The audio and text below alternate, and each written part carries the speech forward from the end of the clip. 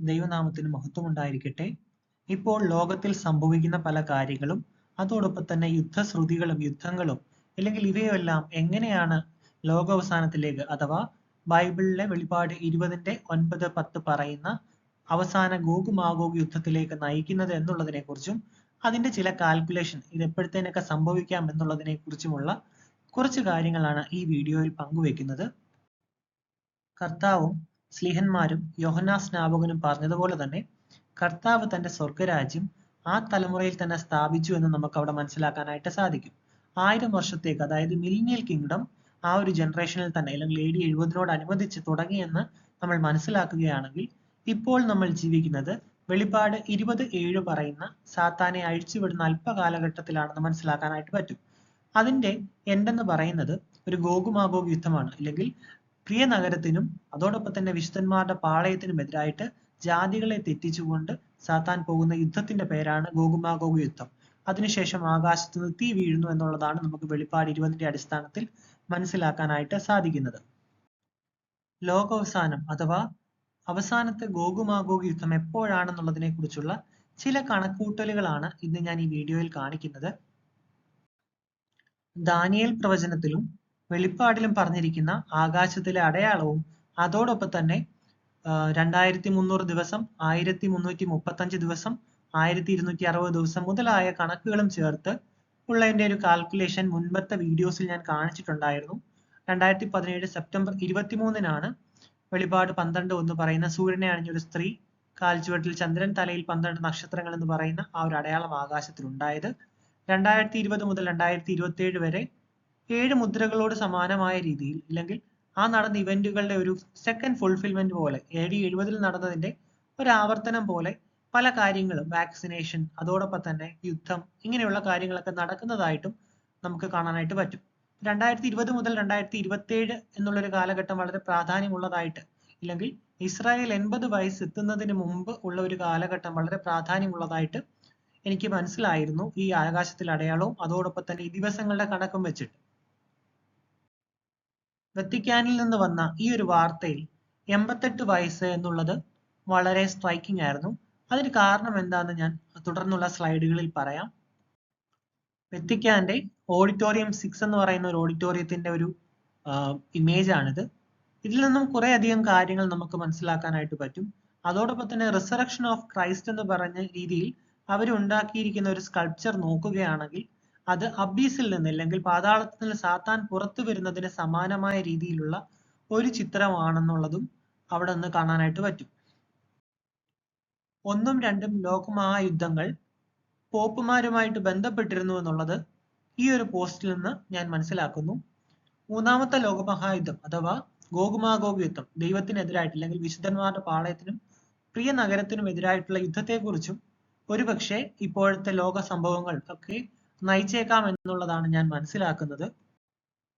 കൃത്യമായിട്ട് എന്നാണ് സാത്താനെ അഴിച്ചുവിട്ടത് എന്നുള്ളതിനെ കുറിച്ച് നമുക്കൊരു ഐഡിയ ഇല്ല.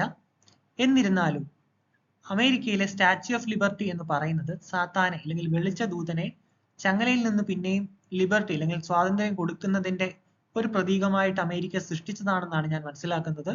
അതിനകത്ത് എഴുതിയിരിക്കുന്ന ദിവസം എന്ന് പറയുന്നത് ജൂലൈ 4, 1776. ഇത് അമേരിക്കയ്ക്ക് സ്വാതന്ത്ര്യം കിട്ടിയ ദിവസമാണെന്ന് അവർ പറയുന്നു എന്നുണ്ടെങ്കിൽ പോലും ഒരുപക്ഷെ സാത്താന്റെ അല്പകാലവുമായിട്ട് ബന്ധപ്പെടുത്തിയുള്ള ഒരു കണക്കുകൂട്ടലാകാം എന്ന് പലരും പറയുന്നുണ്ട്. സിനിമകളിലും നോവലുകളിലും അങ്ങനെ മറ്റനേകം കാര്യങ്ങളിൽ കൂടി ഈ ദിവസങ്ങൾ നമ്മളെ കാണിക്കുന്നതായിട്ട് പലയിടത്തു നിന്നും നമുക്ക് മനസ്സിലാക്കാനായിട്ട് സാധിക്കും. തോർ എന്ന് പറയുന്ന സിനിമയിൽ 177A എന്ന ഡോക്ടർ സ്ട്രേഞ്ച് താമസിക്കുന്ന ഒരു സ്ഥലത്തെ കുറിച്ച് നമുക്ക് കാണാനായിട്ട് പറ്റും. അതിന്റെ ജെമട്രിയ ചെക്ക് ചെയ്യുകയാണെങ്കിൽ 1776 സമമാണെന്ന് കാണാം. കൂടാതെ ലോകം മൊത്തവും മഡ് ഫ്ലഡ് ഉണ്ടായത് 18-ാം നൂറ്റാണ്ടോട് കൂടിയാണെന്നുള്ളത് നമുക്കറിയാം. ഒരുപക്ഷെ സാത്താനെ അഴിച്ചുവിട്ടതിന് ശേഷം ആ ഒരു കാലഘട്ടത്തിലാണ് സാത്താൻ സകല ഭൂമിയിലും ഉണ്ടായിരുന്ന അതിനു മുമ്പുണ്ടായിരുന്ന ആർക്കിടെക്ചറുകളൊക്കെ മാറ്റി ഇതൊന്നുമില്ല, ഇല്ലെങ്കിൽ ഏറ്റവും മനോഹരമായിട്ട് ലോകത്തുണ്ടായിരുന്ന ആ 1000 വർഷത്തിന്റെ തെളിവുകളൊക്കെ നശിപ്പിക്കാൻ ശ്രമിച്ചതിന്റെ കാര്യങ്ങളാണ് നമുക്ക് കാണാനായിട്ട് പറ്റുക. മിലിനിയൽ റെയിൻ അല്ലെങ്കിൽ ആ 1000 വർഷം കഴിഞ്ഞതിന് ശേഷം അല്പകാലം അല്ലെങ്കിൽ ഒരു സീസൺ എന്ന് പറയുന്നത് 4-1 എന്നുള്ള ഒരു അസംഷനിൽ 250 വർഷമാണ് സാത്താന്റെ അല്പകാലം എന്നുള്ള കണക്കുകൂട്ടലാണ് ഇവിടെ ചെയ്തിരിക്കുന്നത്.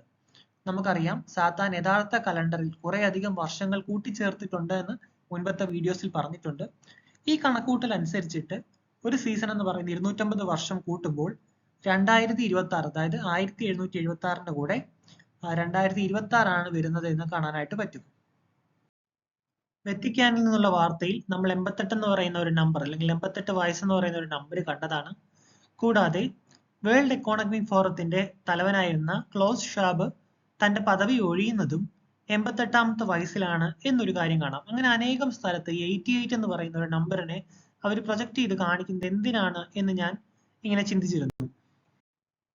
ബാക്ക് ടു ഫ്യൂച്ചർ എന്ന് പറയുന്ന ഒരു സിനിമയിലും 88 മൈൽ പെർ അവർ എന്ന് പറയുന്ന ഒരു സ്പീഡ് വളരെ പ്രാധാന്യമുള്ളതായിട്ട്, അല്ലെങ്കിൽ 88 എന്ന് പറയുന്ന ഒരു നമ്പറിനെ വളരെ പ്രാധാന്യത്തോടു കൂടി കാണിച്ചിരിക്കുന്നതും കാണാനായിട്ട് പറ്റും.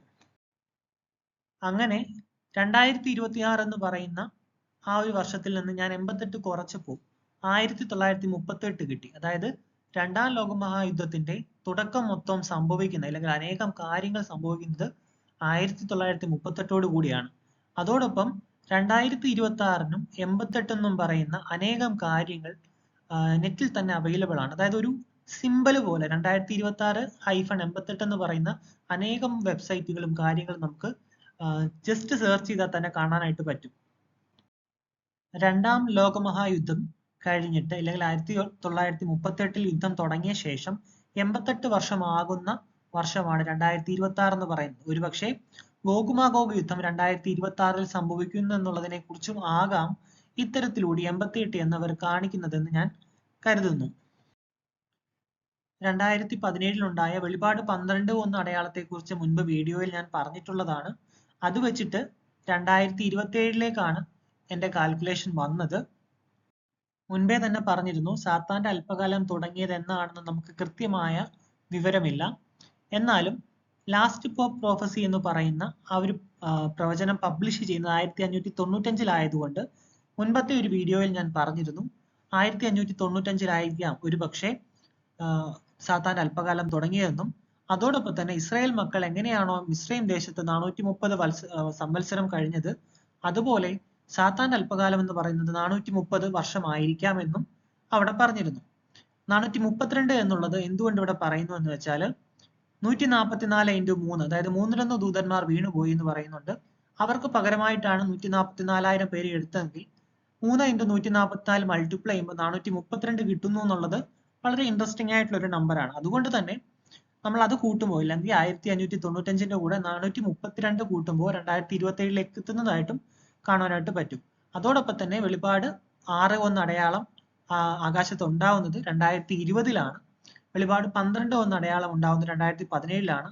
അതൊക്കെയും ഈ ഒരു കാലഘട്ടത്തിൽ, അല്ലെങ്കിൽ 2017 മുതൽ 2027 വരെയുള്ള ഒരു കാലഘട്ടത്തിൽ സംഭവിക്കേണ്ടതാണെന്നാണ് ഞാൻ മനസ്സിലാക്കുന്നത്. അത് ഇസ്രായേലുമായിട്ടും ബന്ധപ്പെട്ട് കിടക്കുന്നു, അല്ലെങ്കിൽ ഇസ്രായേൽ ഉണ്ടായ വർഷം, അല്ലെങ്കിൽ അതിന്റെ 70നും 80നും വയസ്സിനിടയ്ക്കുള്ള കുറെ കാര്യങ്ങളായിട്ടും ഞാൻ ഇങ്ങനെ മനസ്സിലാക്കുന്നുണ്ട്. മുൻപത്തെ ഒരു വീഡിയോയിൽ ഞാൻ ചെയ്ത ഒരു സ്ലൈഡ് ആയിരുന്നു ഇത്. 2017ലാണ് വെളിപാട് 12:1 അടയാളം ഉണ്ടാവുന്നത്. അതോടൊപ്പം തന്നെ ഒന്നാമത്തെ മുദ്ര തുറക്കുന്നതിന്റെ ആകാശത്തിൽ അടയാളം ഉണ്ടാവുന്നത് 2020ലാണ്. അതുപ്രകാരം 2027 അത് രണ്ട് രീതിയിലുണ്ട്. ഒന്ന് ആകാശത്തിൽ അടയാളമായിട്ടും, രണ്ട് വെളിപാടിലും ദാനിയേലിലും പറഞ്ഞിരിക്കുന്ന ദിവസങ്ങൾ വെളിപാട് 12:1 അടയാളമായിട്ട് കൂട്ടുമ്പോൾ വരുന്ന ദിവസവും 2027 ഒക്ടോബർ 15 അതുകൊണ്ട് തന്നെ ഈ 2026, 27 മുതലായ വർഷങ്ങളൊക്കെ വളരെ പ്രാധാന്യത്തോടു കൂടി, അല്ലെങ്കിൽ കൂടുതൽ ദൈവികമായി ജീവിക്കുവാനൊക്കെ നമ്മൾ താല്പര്യം കാണിക്കണമെന്നാണ് എനിക്കിതിൽ പറയാനുള്ളത്. നമുക്കറിയാം ലൂക്കോസിന്റെ ലേഖനത്തിലൊക്കെ പറഞ്ഞിരിക്കുന്നത് പോലെ ന്യായവിധിയെക്കുറിച്ച് പറയുമ്പോൾ നമ്മൾ മനുഷ്യപുത്രന്റെ മുമ്പിൽ നിൽക്കുവാനുള്ള യോഗ്യത തരണമേ എന്ന്, അല്ലെങ്കിൽ ന്യായവിധിയിൽ കൂടി കടത്തിവിടുമ്പോൾ ദൈവമേ ഞങ്ങളുടെ തെറ്റുകളെ ഒന്നും നീ ഓർത്തു വെക്കരുതേ എന്നുള്ള പ്രാർത്ഥനയും നമ്മുടെ മനസ്സിൽ എപ്പോഴും ഉണ്ടാകണം എന്നുള്ളതുമാണ് എനിക്ക് ഇതിനെക്കുറിച്ച് പറയുവാനുള്ളത്. ഏറ്റവും അടുത്തു, ഇല്ലെങ്കിൽ ലോകത്തിലെ സംഭവങ്ങൾ, വെളിപാട് 20ലെ ബാക്കി സംഭവങ്ങളൊക്കെ ഉടനെ തന്നെ കാണുമെന്നാണ് ഞാൻ മനസ്സിലാക്കുന്നത്. അത് എപ്പോൾ തന്നെ ആയാലും, കാരണം ദൈവത്തിന്റെ മാത്രം അതോറിറ്റിയാണ് അത് എപ്പോൾ സംഭവിക്കണം എന്നുള്ളത്. ഇതൊക്കെയും നമ്മുടെ കാൽക്കുലേഷൻ ആണ്. അപ്പം എപ്പോൾ തന്നെ ആയാലും അതിനുവേണ്ടി ഒരുങ്ങുക. ന്യായവിധിയിൽ ദൈവത്തിന്റെ സിംഹാസനത്തിൽ മുമ്പിൽ നിൽക്കുമ്പോൾ നമുക്കറിയാം പൗലോസ്ലീഹ പറഞ്ഞിട്ടുണ്ട്, നാം എല്ലാവരും ദൈവത്തിന്റെ സിംഹാസനത്തിന് മുമ്പാകെ നിൽക്കേണ്ടതല്ലയോ എന്ന് ചോദിക്കുന്നുണ്ട്. അപ്പോൾ അങ്ങനെ ദൈവത്തിന്റെ സിംഹാസനത്തിൽ മുമ്പാകെ നിൽക്കുമ്പോൾ നമ്മൾ നമ്മുടെ പാപങ്ങൾ ദൈവമേ നീ ഓർത്തു വെക്കരുതേ എന്ന് പ്രാർത്ഥിക്കുക. ദൈവത്തിന് നന്ദി.